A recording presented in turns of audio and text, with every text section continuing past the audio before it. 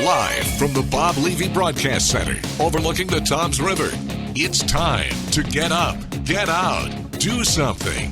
Wake up with Jeremy Grunin. Be a part of the show, 732-505-1160. News Talk Radio WOBM AM 1160 and 1310. Listen online at WOBMAM.com. Hey, welcome back. Wake up with Jeremy Grunin, 7:08, Monday, October 17th, 60 degrees, getting up to 79 today. WOBM AM 1160 and 1310. News Talk Radio, streaming live on the Radio Pop app and WOBMAM.com, 732-505-1160 to join the conversation. We are now joined in studio by Jessica O'Brien. We are talking Our Gang Players. And so, good morning, Jessica. How are you? I'm great. How are you? I am fantastic. So, you live in Waretown. So, what time did you have to get up to get here this morning? I got up at 5:41. 5:41? Yes, all of my alarms end in a 1. What? Why? Well, it's my favorite number, and I think it just starts the day on a nice foot.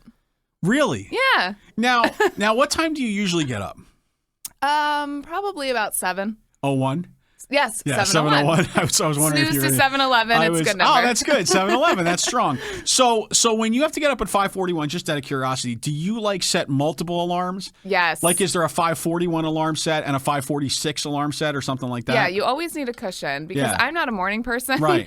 So, I actually woke up pretty much every hour throughout the night because I was afraid I was going to sleep through my alarm. That's the worst, isn't it? Yeah. So you're going to be cursing me off pretty much all day, right? No, you're just a sweet, jolly person, and That's I'm glad right. to be here. Jolly. I'm jolly. Oh my God. I just got called jolly. Anyway, let's move along. So I had the picture of Santa Claus, and now I feel like I need to go on a diet. No, it's fine. It's all right, Jessica. It's all good. So we are heading into the next show here, which is Children of Eden. Yes. Right. Why don't you tell everyone a little bit about the show? Sure. So it's based on the book of Genesis, and Act 1 focuses on Adam and Eve and their relationship with Father. And the second act focuses on Noah and the ark and their relationship with Father, and then future generations' relationship moving forward. Now, I know some people might hear that and think, well, I'm not a religious person. Why would I come see this show?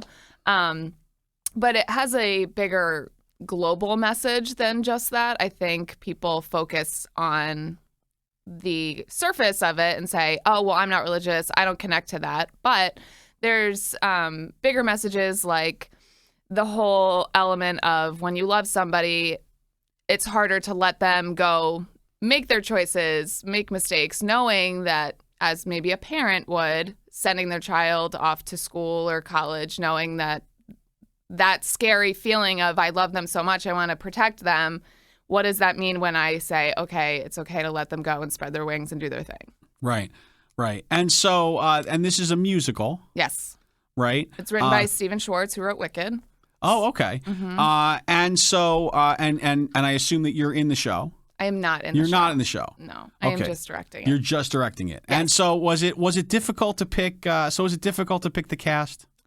It was, actually. It was a very hard casting process because the way that the show is structured, it actually calls for double casting. So people in Act 1 play similar roles in Act 2, but we ended up not doing it that way. I felt like it gave more people opportunity to be featured. So oh, okay.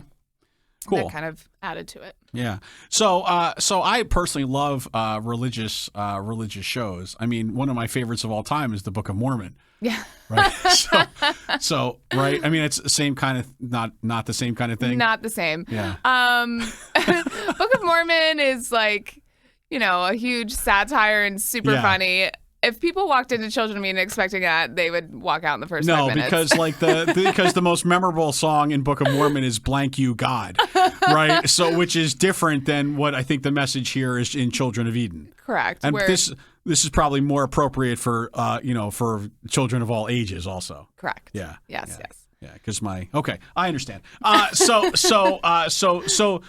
So are you finding, and we've talked about this before, but do you find that you typically go to the same, do you have these go-to folks who are typically in every one of your shows, they usually are the leads, and then you just kind of build around them? Or do you really not know every show, who's going to be where?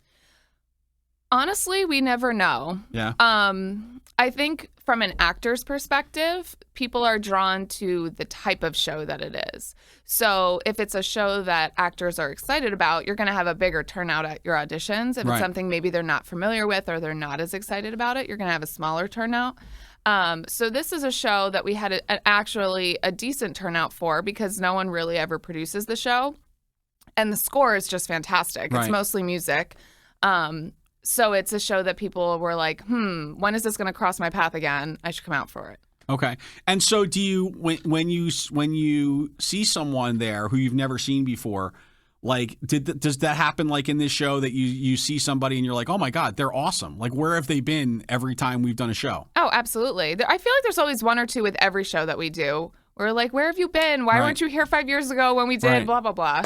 And so will you take their contact information or something like that? Let's say, so you do a show, right? So Children of Eden is wrapping up and you're done with it October 30th, right? And then you're on to the next show, which is Elf the Musical Junior, right? But are you looking at maybe the next, are you taking kind of a Rolodex of the folks that were in the last show and saying, listen, I'm going to call you for the next show because I want to make sure you come out for that audition? Absolutely. I also do that because I work at different theaters. And so sometimes when I'm at a different theater, people that I've met at our gang, I'll call and say, hey, this is a great show for you.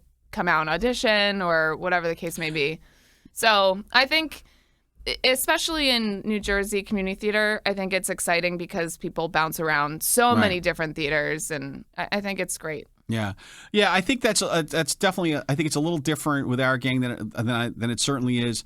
I look at Exit 82, which is our local here, and I really I feel like every show you could tell who's going to play what. You know pretty much who's going to play it. Like Billy Cardone is going to play this role because that's his, you know what I mean? Like, I feel like a lot of it is kind of already kind of predetermined. And that's really not kind of the case with our gang. And I think a lot of that also stems from the children's program that you have going there, which is kind of always breeding kind of new talent into the community, right? Absolutely. And then as they get older, they go into their teen division, the adult division, and it's just this big cycle. Right. I think it's kind of fun for Sherry to now.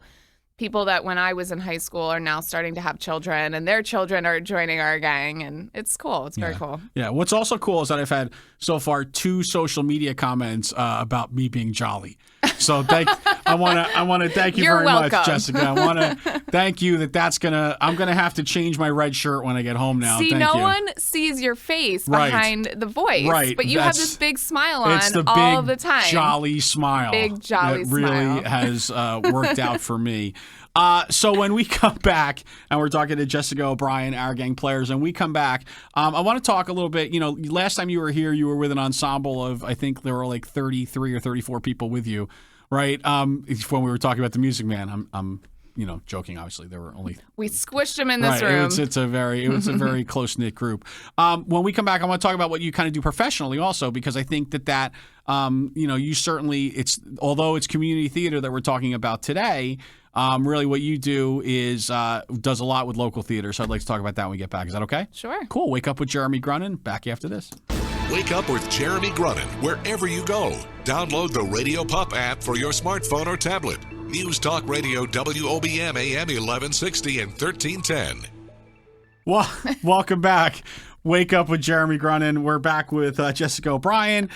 So Jessica, you do some other things besides, because I know most people think that community theater probably pays all your bills, right? I mean, that does it for you, right? Yeah, that's why I'm sitting pretty here. That's right, because it's big. It's a big profit, big money maker. So talk to me. You also work for the Algonquin. I do. Right. So what do you do at the Algonquin? I am part of their education program. I work as a musical theater teacher, but I also work as a director choreographer there. I'm currently directing and choreographing their upcoming production of White Christmas. White Christmas, right. Yes. And that was about the holidays in the Deep South, right? No. So no. Yep, that's going to make everybody come. Right, there you go. Yeah, it's Irving Berlin's music. It's lots of dancing. Right. It's just a good, feel-good holiday experience. Yeah, and I take great pride in White Christmas because I love the fact that one of the iconic, Christmas kind of theatrical and musical experiences was, of course, written by a Jew. Which is most of it is actually. Yeah, right. I mean, look, we're talking about a Steven Schwartz production before. Yeah. But that's just I'm just gonna move along now. All right. So White Christmas at the Algonquin. What did you do? What was the last show you guys did at the Algonquin that you were involved in? I actually just did Damn Yankees. I played Lola. Okay. That was a blast and such a challenge. So I was very grateful for that. Yeah, it's amazing, really, when you look locally at the different theaters that we have and how kind of different their offerings are. Right. Absolutely. I mean, the Algonquin does a nice job of bringing in kind of big name productions, but like with kind of it's local theater, but they usually have one or two professionals that are actually working in, correct? And then you go over to our center at OCC, the Performing Arts Center, and you get mostly very small shows or music, right? And then you go up to, of course, the Basie, and you've got these big lavish productions, which are usually just like a 1 day or 2 day tour, right? Just passing through, and then the big musical productions, and then you go down and you have, at the Strand and where you guys are in Stafford, you get these just more like community type local productions, but all of it really adding to kind of the fiber of the performing arts fiber of the area, which is fantastic. You're also part of a group called the Broadway Artists Alliance. Why don't you tell us a little bit about that? Sure. So it's a friend of mine, Jennifer Johns Grasso, started the company. And she basically created a company for young performers in a way that she wished she had had something growing up. And it's we train kids to get ready for Broadway, film, TV, commercials, some print modeling, basically wherever their professional career could potentially take them. And we start from itty bitties all the way up to college age in your 20s. And it's great. It's a wonderful experience. They do several showcases throughout the year. They provide master classes, summer intensives. It's really great. And you're working with the top of the Broadway and film industries. So it's awesome. Very cool. Yeah. So there's definitely a theme for you of education. Yes. That kind of underlines everything that you do with performing arts. What did that come from somewhere? I mean, were you particularly impacted when you were younger by a teacher or by somebody who kind of inspired you, or what's the genesis of that? Yes. The first person that I can really recall that had a huge impact on me, I think I was 14 at the time, and I was working at Surflight Theater as one of their acting interns. So I was in their main stage productions, and it was their fall musical. I think it was Dames at Sea. And the choreographer at the time kind of took me under her wing. Right. And allowed me to dance captain the show, which would be unheard of. I was 14 with all professional actors from New York, and I was the dance captain. Right. But she just kind of saw something in me, and she saw an interest in me, and instead of pushing it away, she embraced it and allowed me to kind of take on this leadership role at a very young age. And then it kind of opened the door from there. And in high school, I went to Southern Regional, and my theater teacher, Jim McCabe, completely changed my life. Cool. And I'm pretty sure I wouldn't have even gone down the road of going into theater if it hadn't been for him. So I had a similar experience in high school when I was cast in the chorus for Once Upon a Mattress.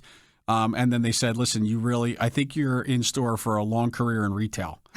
Right. So I'm still convinced I'm going to get you to sing one of the days that I'm here. There's no chance. Well, I sing jingles. That's all I do. I do jingles. Jingle jolly, jolly jingle. All right.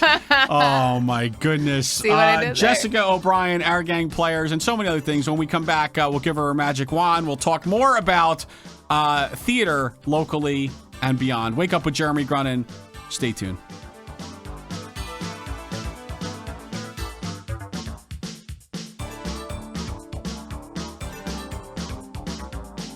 The news is next. Live from the WOBM Newsroom, the Town Square, New Jersey News Network, and Fox News Radio.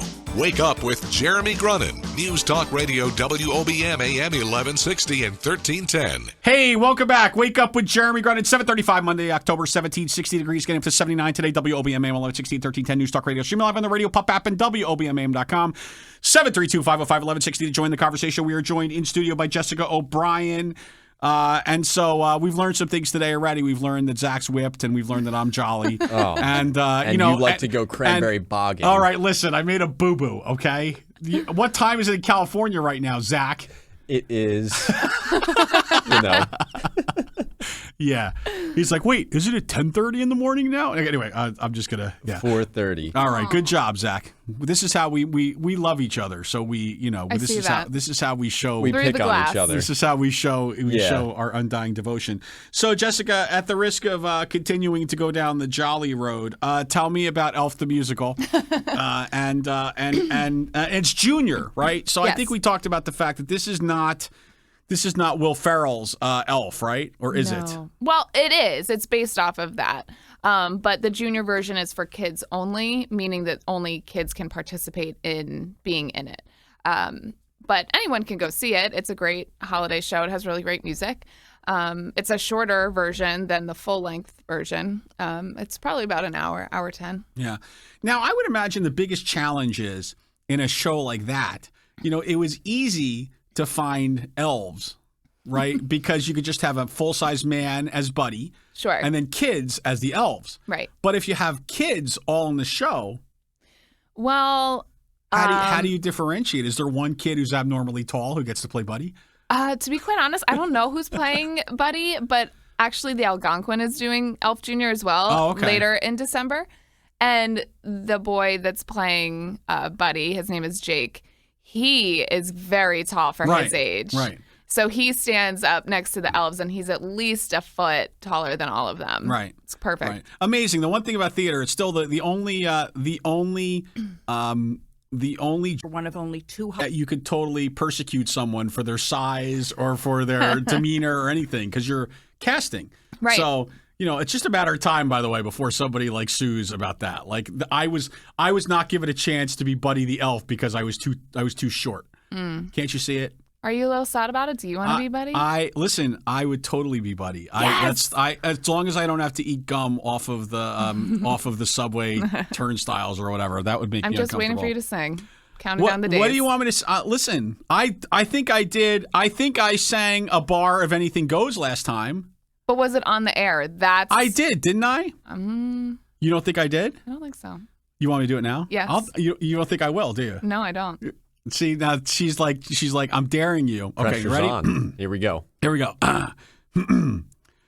In days of old, a glimpse of stocking was thought of as something shocking. Now heaven knows anything goes. There you go. See, I did There it. it My is. dreams came true. Yeah, good authors. Anyway, so I rapped it last time. I rapped it Animal Pack style, right, Yes. Zach? Yeah, thank you. That's awesome. AP. All right. So, I just got a text message that said that radio's just turned off everywhere. Jessica, it is that time where we give you your magic wand, your fairy dust, your pixie dust, the ability to make an impact on the world just by wiggling your nose. So, Jessica, I've never had someone actually wiggle their nose in front of me when I said that, so that was great. Jessica, if only we were on TV, if you had that opportunity, Jessica, what would you do with it? Oh gosh. I don't know how much it would change the world necessarily, but I would like to build my own theater one day, as cliche as that sounds.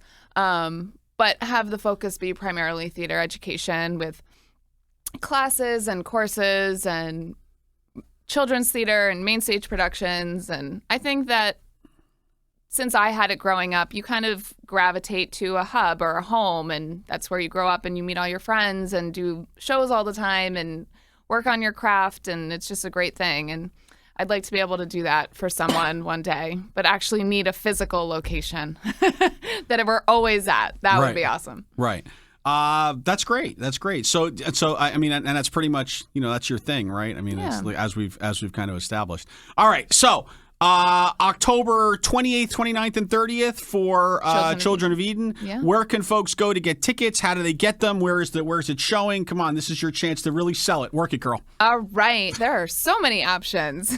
You could call 609-597-0553. I can't speak as fast as you do. I'm really impressed by that. Thanks.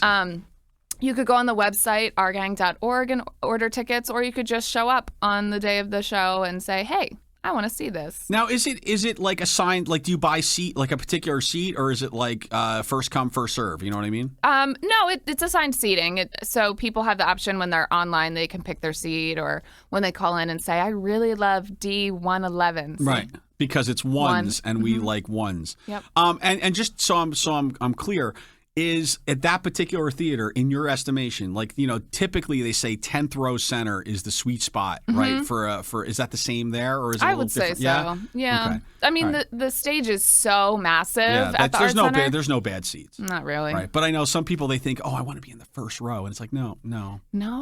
Like when you go to the movies, you don't sit in the first row, right? Because then your neck is going to hurt. I mean, Absolutely. Yeah, right? Okay. Like when I see shows on Broadway, I actually prefer to be in the mezzanine because I Right. like to see everything. I like to see down on. Yeah. Oh, that's interesting. Yeah. That's Like okay. first row, second row, mezzanine. It's perfect. Gotcha. And then you can put your feet up over there, and it's all, that's a good call. you're And then really you comfortable. you could throw stuff down at the people below you. Jessica O'Brien, Our Gang players, and so much more. As always, thank you so much for a really jolly time this morning. I don't even have anything to say to that. Exactly. See, that's how I roll. Wake up with Jeremy Grunin, back with more after this.